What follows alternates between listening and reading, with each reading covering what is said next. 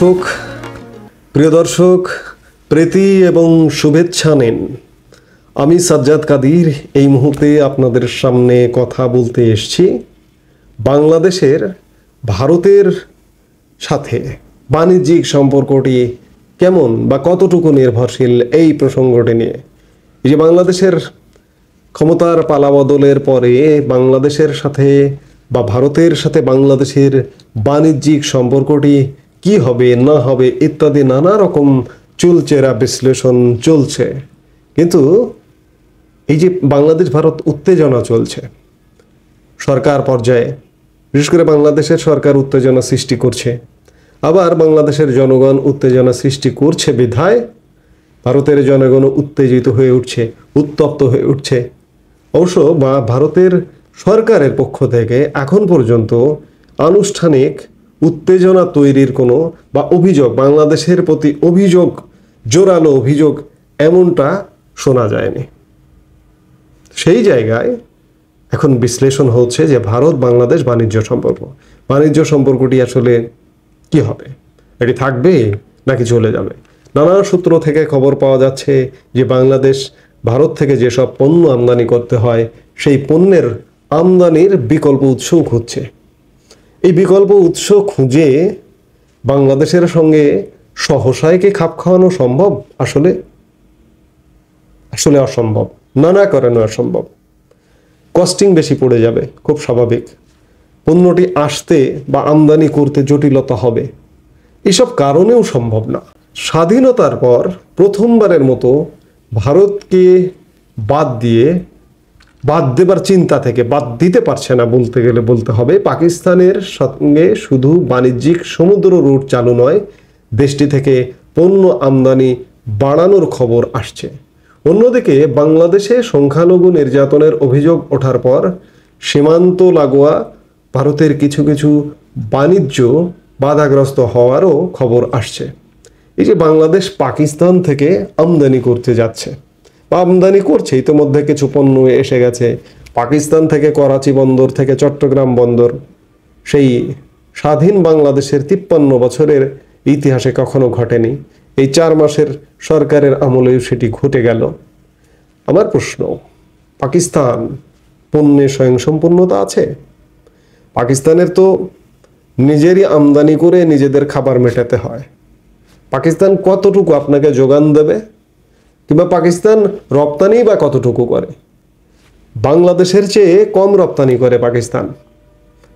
তো সেই পাকিস্তান আমরা আমদানি গন্তব্য নির্ধারণ করছি। আসলে সময়ই বলে দেবে এটি কি হবে।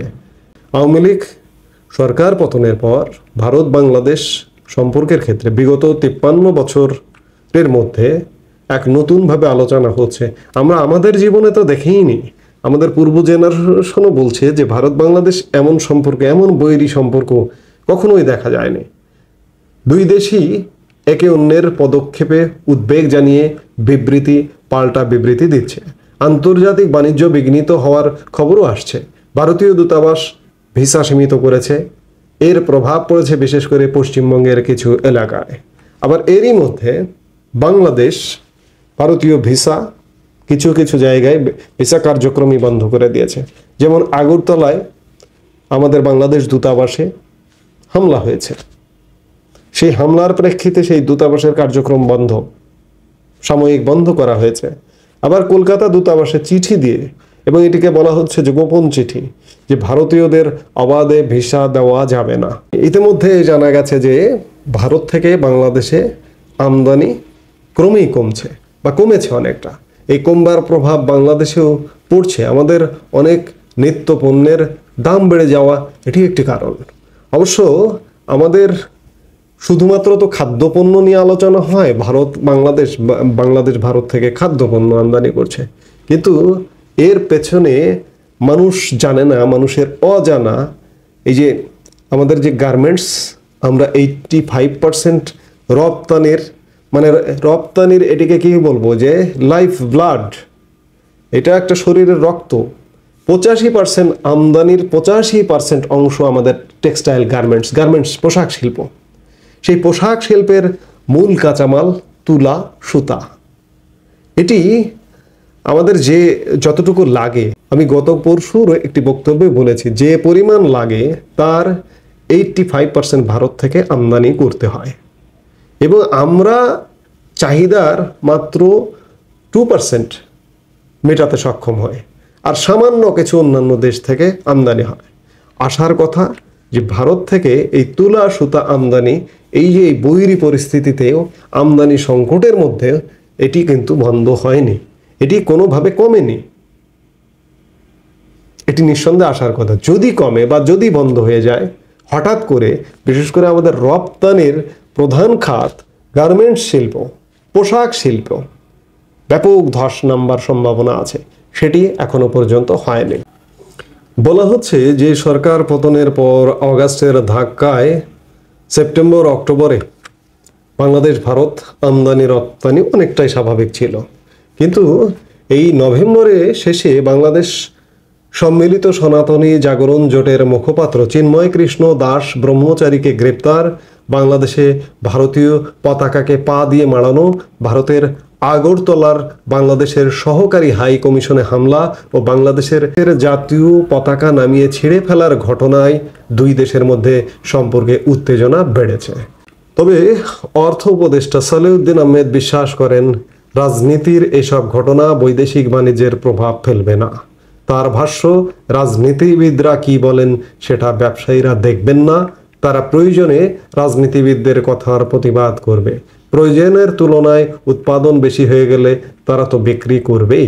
ভারত থেকে কেন খাদ্যপণ্য আমদানি বেশি হয় সে প্রশ্নে গত 16 নভেম্বর ব্র্যাক ইউনিভার্সিটিতে এক সেমিনারে ডিম আমদানির প্রসঙ্গে বলেন, থাইল্যান্ড থেকে ডিম আনলে আপনি খেতে পারবেন, এক একটা ডিম 50 টাকা হবে। ভারত থেকে খাদ্যপণ্যের মধ্যে আসে চাল, ডাল, পেঁয়াজ, মরিচ, ফসলের বীজ সহ কৃষি পণ্যের ক্ষেত্রেও ভারতের উপর বেশি নির্ভর করে বাংলাদেশের ব্যবসায়ীরা। সব মিলিয়ে গত অর্থ বছরে আমদানি হয়েছে $11.5 বিলিয়ন কিছু বেশি।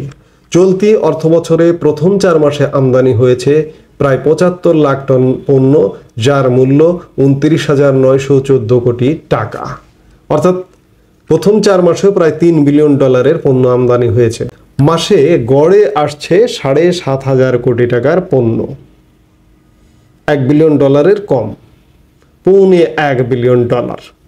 পরিসংখ্যান বলছে যে আগস্টে ক্ষমতার পালাবদলে তৈরি হওয়া সংকটে আমদানি ব্যাহত হয়।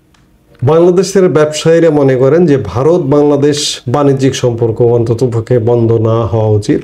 যেমন অনেকে উদাহরণ দেন যে চীন এবং যুক্তরাষ্ট্র একটা বৈরী সম্পর্ক, কিন্তু তাদের ব্যবসা কিন্তু কখনো বন্ধ হয়নি। এবং এমনও যে যুক্তরাষ্ট্রের আমদানি খাতের সবচেয়ে বড় উৎস হচ্ছে চীন।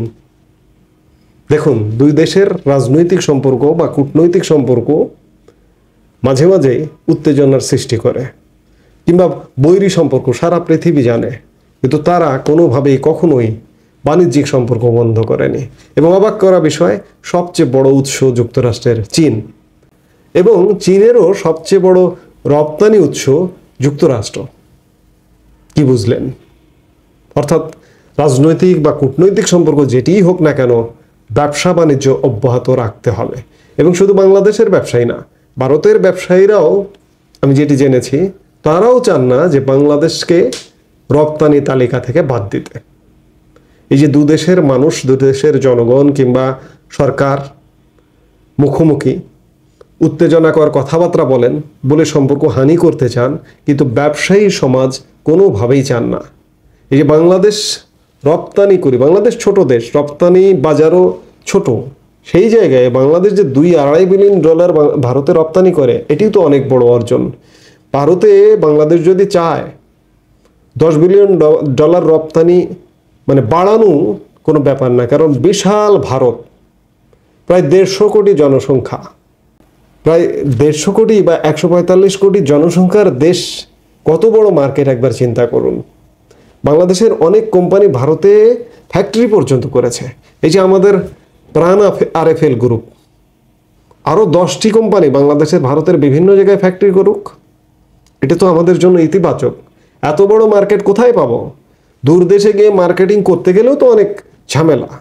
আমাদের প্রাণ আরএফএল গ্রুপ দূর দেশে গিয়েও মার্কেটিং করে, আফগানিস্তান, পাকিস্তান, বিভিন্ন দেশে মার্কেটিং করে, মধ্যপ্রাচ্যের অনেক দেশে প্রাণের প্রোডাক্ট পাবেন। তো সেই জায়গায় সবচেয়ে নিকট দেশটি কেন উপেক্ষিত হবে?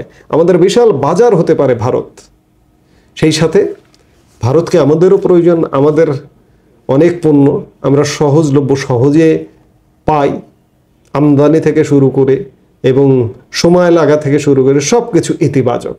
তো এই জায়গায় ভারত যতটা নির্ভরশীল তার চেয়ে বেশি বাংলাদেশ নির্ভরশীল ভারতের উপরে। বাংলাদেশে লাভবান হবে যদি ভারতের সাথে বাণিজ্য সম্পর্কটি অব্যাহত থাকে। এই মুহূর্তে এ পর্যন্তই। সবাই ভালো থাকুন, সুস্থ থাকুন। আমি বলেছিলাম যে আমি প্রতিটি কথায় জয় বাংলা বলে শেষ করব, কারণ হাইকোর্ট আমার জাতীয় স্লোগান জয় বাংলাকে স্থগিত করবার রায় দিয়েছে। সেই জায়গা থেকে আমি জয় বাংলা বলবো। জয় বাংলা।